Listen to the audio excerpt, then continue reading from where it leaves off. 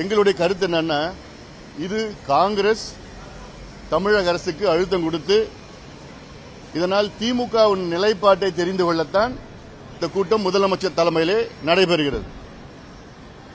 இந்த டீலிமிட்டேஷன்ல திமுகவுடைய ஸ்டாண்ட் என்ன அதை தெரிந்து கொள்ளத்தான் கூட்டம் நடைபெறுகிறது.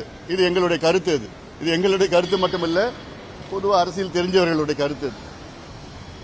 இப்போ தேவை இந்த மேகதாது காவிரி பிரச்சனை, இப்போ தண்ணி வந்துடுச்சுன்னு அமைதியா இருந்துடக்கூடாது. இன்னும் எவ்வளவு பிரச்சனைகளுக்கு சிக்கல் இருக்கு. இப்போ தண்ணி கொஞ்ச நாள் வந்துட்டு இருக்கு. இந்த ஆண்டு L Niño super L Niño effect ஆண்டு. இந்த ஆண்டு இந்த பிரச்சனையை இன்னும் அதிக அளவில் கையாளணும். அதுக்கு அனைத்து கட்சிகளை முதலமைச்சர் அவர்கள் அழைக்க வேண்டும். அதுல என்ன ஈகோன்னு எங்களுக்கு ஒன்றும் புரியல.